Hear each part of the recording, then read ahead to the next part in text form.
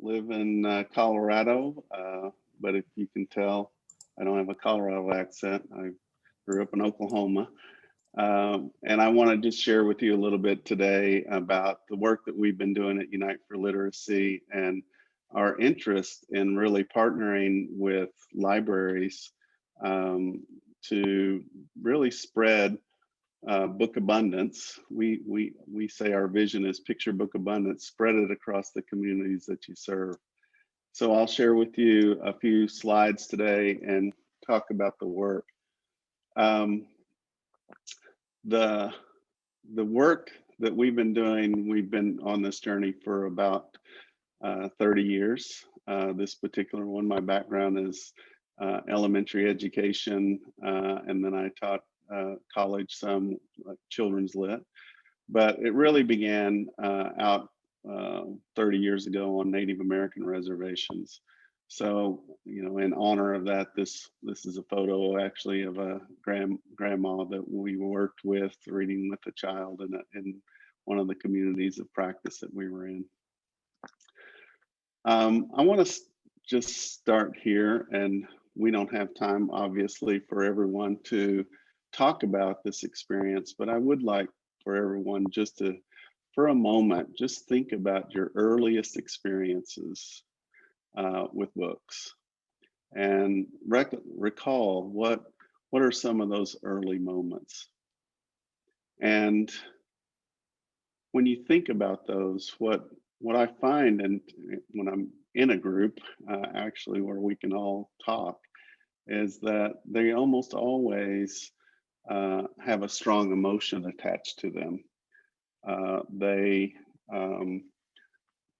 often we talk about the experiences that a first book that we remember, a parent reading a book with us, but somehow books have moved us. Otherwise, I don't think any of us would be here today on this call. But what happened to me a long time ago, in the late 80s, I got out on a Native American reservation to do some work, and I was struck by the poverty.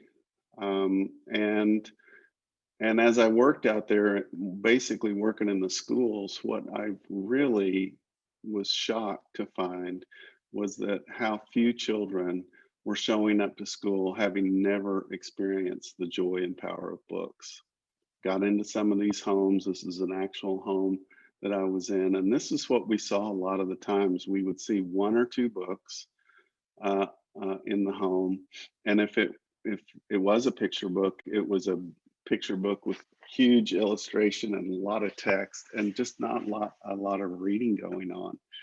So what that set up was what I had been hired to do was work in the schools and actually help third grade reading scores, help their literacy scores. And what it felt to me like that was happening is that if you show up as a little 4-year old and you've never had the experience with books, it was like trying to climb a mountain, and not just walk up a mountain, and climbing a mountain face. And what was happening with the teachers that I was working with was that they needed the technical skills to take 20 little kids up this mountain face together. And what these teachers were saying was, if we can just get over this mountain, we can just get over this, and you can find the power and joy of books, everything will change. But it wasn't that easy. And what kept happening was the kindergarten teachers would do everything that they could, and then they'd send kids to first grade. And what did the first grade teacher say? She said, "What'd you do last year?" And then uh, the first grade teacher would do everything that she could and send them to second grade, and the second grade teacher would say, "What'd you do last year?" And by the time they got to third grade, it was all going in the tank. And it was all going in the tank because reading was so important to the curriculum by that point. So it was that experience that led me to this work. And I had an epiphany a few years ago that a life's work takes a lifetime. This is a journey that I've been on for a lifetime, and I'll continue to be on. Um, just a little housekeeping. Uh, if you have questions during this sessions, it's impossible to be able to react to everyone. This is not like these virtual conferences that we're all attending now. It's not like a face-to-face conference, but one of the ways that I think we might get, some workaround is that if you have questions, if you'll type them into the chat and you type your email, I will personally answer them. But I just feel like in a lot of cases, we're just not going to be able to get to all those. So I just wanted to do a little bit of housekeeping. We'll also have links at the end of the session. We have a offer to all the librarians that are in this session that they can get some of our samples of our digital and print solutions for free. So those links will be at the end. When we think about this, and when this conference is talking about third grade reading scores, focused on third grade reading scores, typically we talk about closing the achievement gap, and most often we talk about the gap that poverty puts us in for the kids that are in poverty compared to the kids that aren't. So this gap is important, but in our work over the last 3 decades, we've discovered another gap. And what's interesting is it's an even bigger gap than what we've talked about. And this, I'm breaking all the rules of showing a slide without a key. But what I want you to really focus in on is how big this gap is. And then I will share with you what it is that's happened for us to get in this situation. We looked at the National Assessment of Education Progress data.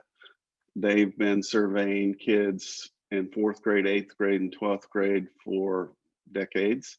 And what's really been interesting about NAEP is they've also surveyed kids. Lots of survey questions, but we found 2 that were really interesting. One is, how many books do you have in your home? And the answer is multiple choice, 0 to 10, 11 to 25, 26 to 100, 100 or more. And then how often do you choose to read for fun? And that the answers for that are never, hardly ever, once or twice a month, once or twice a week, every day or almost every day. When we took that data, those 2 questions, and then we looked at that, put essentially the kids in 16 subgroups. When we looked at that data, this is the pattern that we saw. And what this says to us is that these are kids that said they had 0 to 10 books, that's the red. These are the kids that said they had 11 to 25 books. These are the kids that said they had 26 to 100, and then 100 or more. What's extraordinary to me about this is this pattern, and the diamonds in each one of those are the kids that said that they read for fun every day or almost every day. They chose to read. So even with very few books, the kids that chose to read, about 20% of those kids scored at or above proficient. And then you see it drop back down though. If you have more books, but you don't choose to read, you drop below the kids that had few books and did read. And this pattern also reveals something very important right here, because a lot of people say to me, wait, it's got to be more than just books in the home. And the answer is, yeah, it is, because here are the kids that said they had 100 books, but this group, the diamonds, are the ones that said, I also read every day. The triangles are the kids that said, I never read for fun. And so that's a big gap. And that goes to the point that, yeah, books matter, but also this habit of reading is the thing that's going to really make the biggest difference. So that gap that we were looking at earlier, this is the gap for kids that have 100 books and a habit of reading compared to kids that have few books and never read. This is the gap that we need to close. And librarians are in the perfect position in our communities to lead that effort to get more books in kids' hands, and then finding the right book at the right time to inspire them to develop a lifelong habit of reading. So, sorry, there we go. Another study that was done is Mariah Evans did a study 27 years, 20 years in 27 countries, looking at graduation rates and trying to understand what was the biggest determining factor of graduation rates in those 27 countries. And what she concluded was it wasn't income, it wasn't parents' job, it wasn't mom's educational level, although all those things matter. What mattered the most was books in the home. And what is stunning about that research is that this graph that we saw, and basically this is saying that if you come from a bookless home, your probability of graduating ninth grade was 30%. And then what is extraordinary to me is how steep this graph is. So, and what she concluded was that every book matters. So if you come from 0 books, but then you get up to 20 books, it makes a big difference in the probability of graduating. And then what is interesting is where this curve kind of turns at 100 books. So that was lining up with our research with the NAEP data. So we took that data and really looked at it and thought, okay, what's going on in these households? If you read a book a month, which probably most of you do or more, this is what a lifetime of reading looks like. 100 books in a home is a lot, and it really does matter. But what we're seeing in a lot of homes as we study this and try to understand it is that there's a lot of homes with very, very few books. So we took that data, and Unite for Literacy, my company, made a book desert map. We were influenced by the food desert map back in 2010. And we use the data from NAEP, and we use census tract data to predict book scarcity in the United States. And the dark red areas are areas with high concentration of book scarcity. And these are some of the areas that we worked in particular on Native American reservations. But this book desert map, I'll put a link in the chat. And if you're doing community work, you can look at your community, put in your zip code, put in your name of your community, and see where we predict book scarcity to be in your community. Of course, that is print. All the questions that came out of NAEP, studies that have been done internationally, have been traditionally asking questions about how many printed books that you have in the home. So there's not a lot out there about digital and digital access, although it's coming. But I think we have to really be talking about that these days, obviously, with the digital divide, and what can we do to create access both for print and digital. How we've approached this is working in community and really thinking about how can we create access, print and digitally, and how can we partner with libraries, because we know that the books that we have are a catalyst. It's just the beginning of getting books in kids' hands, and both print and digitally. But ultimately, what we want to do is to get uh, families where they have a constant flow of books into the home. And that's where libraries forever have focused. And that's why this partnership is so important to us. We developed what we're calling the READ framework. And we use the acronym READ because we think this is the goal.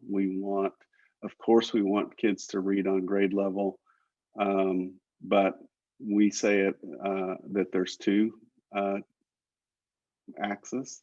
One is competence, but the other is choosing to read.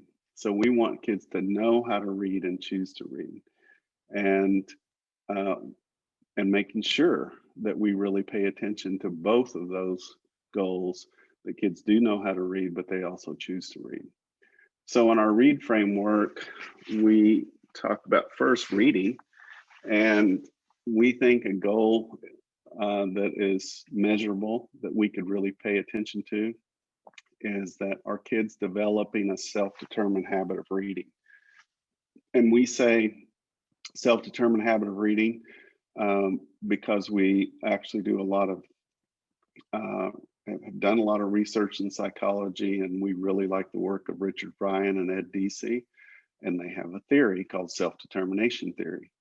And so what they say is that we have three basic intrinsic needs as humans, and one is competence. So the proficiency part of reading is important, but we also have a need for autonomy.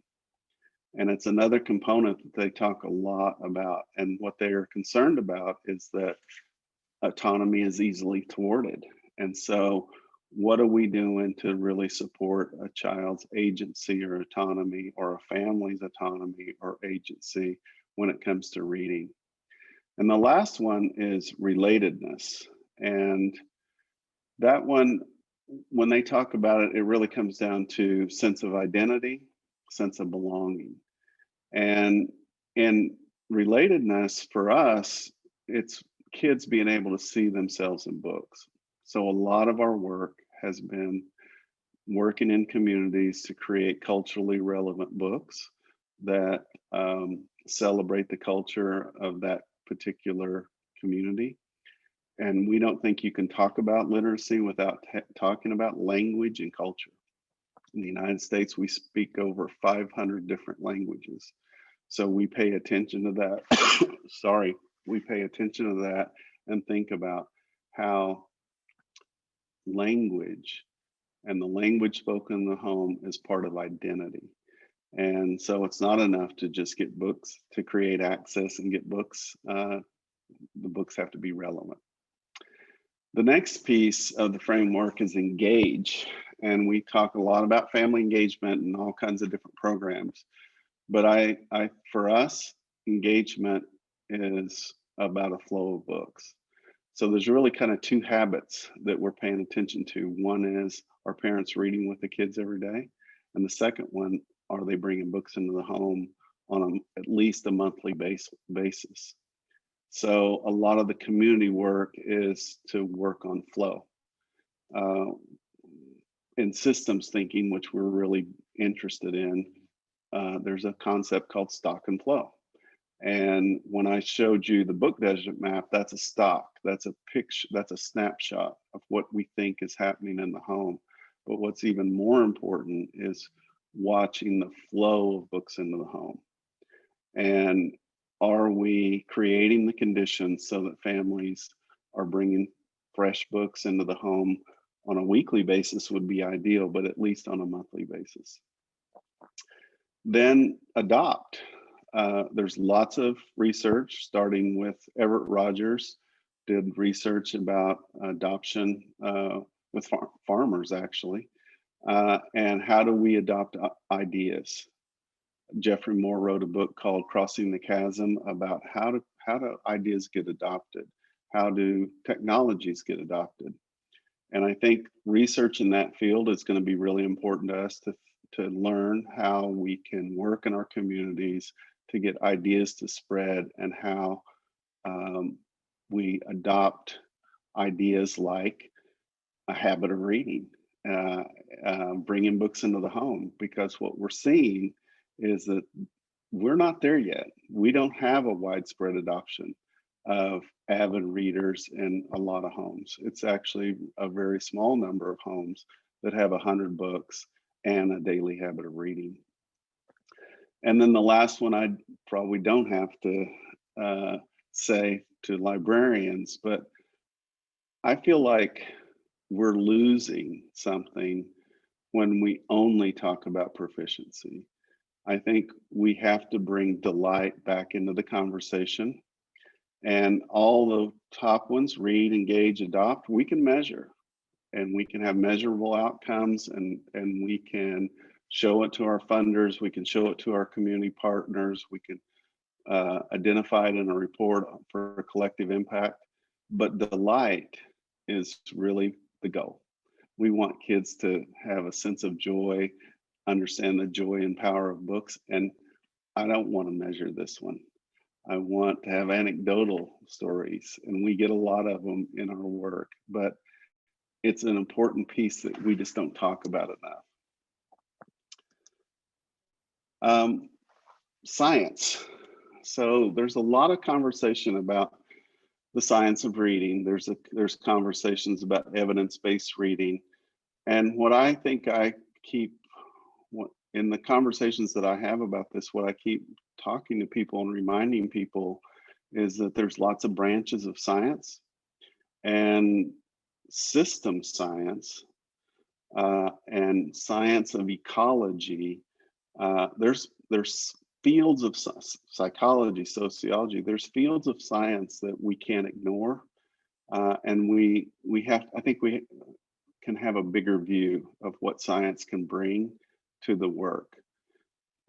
We really are. System science has been around since the 50s. We really study it a lot. It's the system scientists would say that our communities are complex adaptive systems, and they are complex. And they talk about things like emergence and what does that look like? And it's not always so linear that we're at A and all we need to do is to get to B.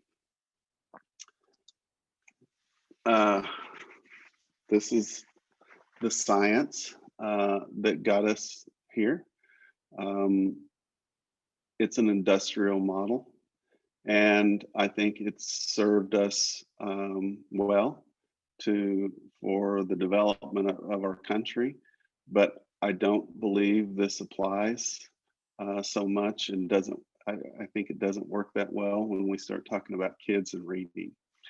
So I think we really have to watch our metaphors, and anything that starts looking like an assembly line or an industry, I think we have to really be paying attention to and think of different metaphors. I think this is closer to how I see librarians, how I see my work, is that we're field workers, and it's getting out and being a good observer and having a way longer view of time than a quarterly report. We're preparing the soil, planting seeds, nurturing growth. That's the language, the frame that I think why the title of this presentation is Growing Readers, Growing Community. I think we need to change the conversation in our communities about what are we trying to do here. We're trying to grow lifelong readers, and it takes time. And it's just a different way of looking at things. It's a different frame. It's a different way to frame the conversation. What that leads us to, one of the things that's so important in this field is network theory, and really understanding that these are, when we think about communities, we think about gardening, we think about libraries as community gardens, that these are networks nested within networks. And if we start changing that frame of reference, then we really can start thinking about some of these problems maybe in a different way. And of course, librarians in their story times and their outreach to families, those are networks. And we study it and try to look at how small a network can we really uh, begin with to really have impact that's widespread across the community. So when we partner with a community partner like a library or a nonprofit, we really look at sometimes very, very small networks, even down to 3 people. That may be the molecule of the network that could really have an impact on the community. Our solution, we have 2 solutions. We have a print and digital solution. This is Estes Park Library, a rural library in Colorado that we're working with. And, oh, sorry, that jumped. Get back to this and click over here. This is actually this is now out of the PowerPoint, a live shot of the library, if I can find my cursor. And so this library has embedded our collection. We have, Unite for Literacy has about 500 books that are for emergent readers. They're nonfiction books. We've published all of them. We've worked in partnership with nonprofits to create some of the books, but this is our collection. We call them public digital books. So libraries can embed this. This one was already selected in Spanish, but you can embed these books on your shelf. It's open access for families to read these. And the important part here is that we have worked hard on narrations. We have all different kinds of narrations. So Tagalog, you could, a family in your community that speaks Tagalog in their home could listen to the book in English or listen to the book in Tagalog. Not all of our books are in all these different languages, but we really make an effort to try to narrate for these families. And then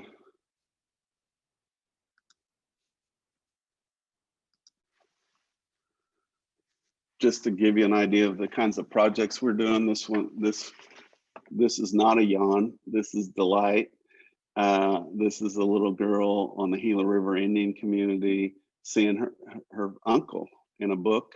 Over the last 4 years, we just did a project where we created 100 books in their community that celebrates their language, their culture. Their books are written in O'odham in some cases, narrated in O'odham in some cases.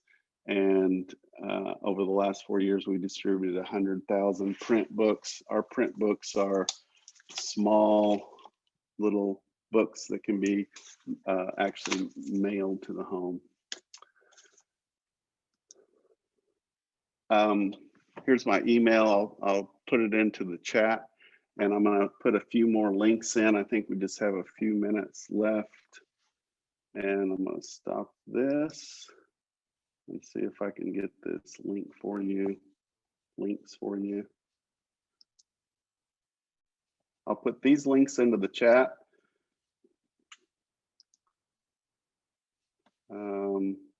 So that you can see them.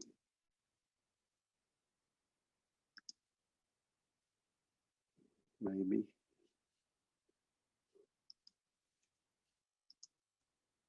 Yeah. So those links are, if you go to this Growing Readers link, you can sign up for free access to our digital collection. You can get some sample print books. The screencast kind of goes through that data that I went through that's like 20 minutes long, really explains the data that I couldn't do in this short time. The book desert map, you can access the link and zoom into your community. And the last one is we have a COVID-19 collection for adults that are in our picture book format. But the important thing there is that they're narrated in 20 languages to talk about things like what is social distancing, what is quarantine. Some of the families that we're working with that have very limited English can access this and listen to these books in their language.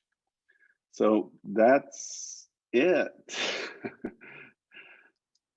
Annie, I think we're probably right at the wire. So yes, we are at time. Thank you so much again, Mike, and thank you to all of our participants. I will go ahead and share the links for the other breakout sessions in the chat so that everyone can decide where they want to go next. In just a second. I'd like for everyone to email me and join the community. All right. Thanks, everyone. The next session will begin at 3:20. Bye-bye.